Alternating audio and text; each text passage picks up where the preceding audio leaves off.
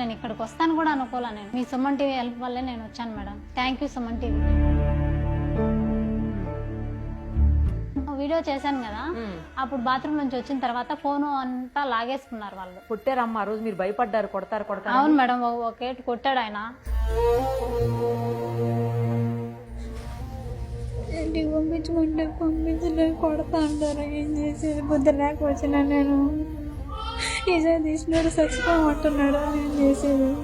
నా టైం బాగాలేదేమో అనిపించింది మేడం. నేను పుట్టడమే మంచి లగ్నంలో పుట్టలేదేమో అనిపించింది.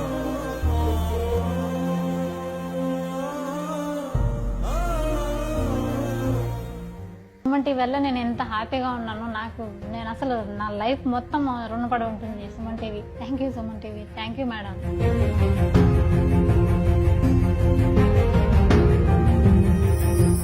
మీ అందరికీ గుర్తుండే ఉంటుంది, సాటర్డే రోజు మనం ఒక వీడియో చేశాము. అందులో ఏంటంటే పుష్ప అనే ఒక ఆమె కువైట్లో చాలా దారుణమైనటువంటి సిచ్యుయేషన్లో చిక్కుకుపోయి ఇండియాకి తిరిగి రావాలని కోరుకుంటూ ఏడుస్తూ వీడియోస్ చేశారు. నా పేరు పుష్ప అండి.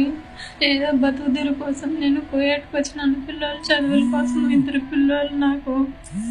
ఇక్కడ వీళ్ళు టార్చర్ చేపిస్తున్నారు. ఫుడ్ కూడా పెట్టట్లేదు. నన్ను ఇండియాకి తీసుకొని నేను ఏడ ఉండలేను.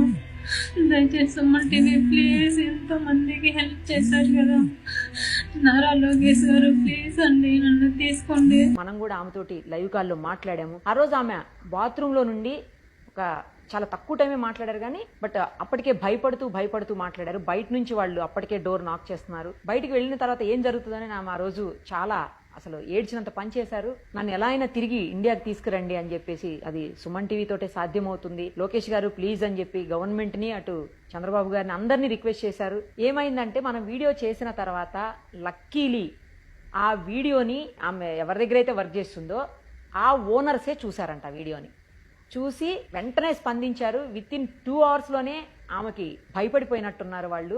ఎందుకంటే మీడియా దగ్గరికి వెళ్ళింది, ఇది ఎంబసీ వరకు వెళ్తే ఇబ్బంది అవుతుందని చెప్పేసి కొన్ని రూల్స్ రెగ్యులేషన్స్ ప్రకారం ఏ కంట్రీకి ఆ కంట్రీకి ఉంటాయి. వాటి ప్రకారం ఏంటంటే ఇలాంటివి ఏమైనా జరిగినప్పుడు ఎంబసీ వాళ్లే డైరెక్ట్ గా చర్యలు తీసుకుంటారు ఆ వ్యక్తుల మీద. అది ఇబ్బంది అవుతుందని చెప్పి భయపడ్డారో, లేకపోతే వైరల్ అయిపోయి పోలీసులే వస్తారు ఇంకా కేసులు బుక్ అవుతాయి అని భయపడ్డారో తెలియదు కానీ మొత్తానికైతే ఆ అమ్మాయిని ఒక 2 hours లోనే వాళ్ళు టికెట్ వాళ్లే స్వయంగా బుక్ చేసి రిటర్న్ ఇండియాకి పంపించేశారు. తను నిన్ననే హైదరాబాద్కి రీచ్ అయింది.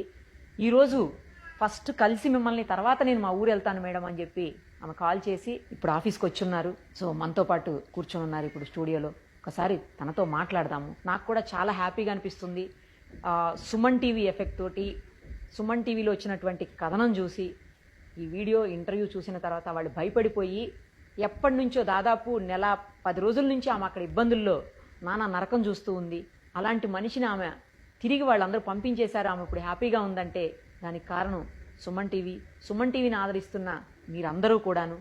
లేకపోతే ఇంతగా వైరల్ అవ్వదు వీడియో వైరల్ అవ్వటం వల్లనే ఆమె ఈరోజు మన కళ్ళ ముందు సజీవంగా సంతోషంగా ఉంది. ఒకసారి తనతో మాట్లాడదాం. అమ్మా నమస్తే అమ్మా. నమస్కారం మేడం. ఫస్ట్ తిరిగి వచ్చినందుకు చాలా సంతోషంగా ఉంది నాకు కూడాను. మీకేమనిపిస్తుందమ్మా? మేడం చాలా హ్యాపీగా ఉంది మేడం. మీ వల్లే నేను అసలు మీకు ఆ వీడియో చూసిన తర్వాత వాళ్ళు నాకు ఇమీడియట్లీ రెస్పాండ్ అయ్యి వాళ్ళే మా ఓనర్సే చూసారు మేడం. ఎట్లా చూసారు అసలు ఆ వీడియో? వాళ్ళు చూసిన తర్వాత వాళ్ళు మా మేడం వాళ్ళు సిస్టర్స్ వాళ్ళు 6-7 మంది ఉన్నారు. వాళ్ళకు చూపించి వాళ్ళు తెలుగు వాళ్ళు ఏమన్నా ఉన్నారేమో మేడం. వాళ్ళు ఎలా తెలుసుకున్నారో నాకు తెలియదు. ఓకే. రెస్పాన్స్ అయ్యి ఇమీడియట్లీ నన్ను తీసుకొని, అంటే వాళ్ళకి మన లాంగ్వేజ్ రాదు కదా, దాన్ని ఎట్లా అర్థం చేసుకున్నారు? అంటే తెలుగు వాళ్ళు ఉన్నారు మేడం. అక్కడ ఒక అక్క ఉంది. ఓకే. వాళ్ళ ఇంట్లో ఒక అక్క ఉంది. ఇక్కడ చెప్పింది నాకు ఒక రోజు మాట్లాడిచ్చింది కూడా. తెలుగు వస్తుంది అయితే కొంతమంది వస్తుంది మేడం. లేకపోతే ఇక్కడ నుంచి పని వాళ్ళు ఎవరైనా ఉండొచ్చు, లేకపోతే ఎవరైనా మాట్లాడి ఉండొచ్చు మేడం. ఇమీడియట్లీ నన్ను టికెట్ వాళ్ళే తీసి పంపించారు. తర్వాత నేను వీడియో చేశాను కదా, అప్పుడు బాత్రూమ్ నుంచి వచ్చిన తర్వాత ఫోన్ అంతా లాగేసుకున్నారు వాళ్ళు. కొట్టారమ్మా ఆ రోజు? మీరు భయపడ్డారు కొడతారు? అవును మేడం, ఒకేటి కొట్టాడు ఆయన. నేను మళ్ళీ ఏడ్చుకుంటా ఉండిపోయినాను సైలెంట్ గా. అసలు అప్పటికే 2 days అయింది నేను తిని కూడా. నాకు మాటలు కూడా రావట్లా, భయం అసలు. నేను పంపిననేసారు మేడం. నేను అడుక్కున్న వాళ్ళని 2 lakhs 3 lakhs వరకు నేను అరేంజ్ చేస్తాను, నన్ను పంపించేయండి, నేను ఉండలేను, నేను చేయలేను అనేసి రిక్వెస్ట్ చేస్తే వాళ్ళు ఒప్పుకోవట్లేదు. లేదు, నువ్వు 2000 దినార్లు కడితేనే నేను పంపిస్తాను, లేకపోతే లేదు అనేసి అన్నారు.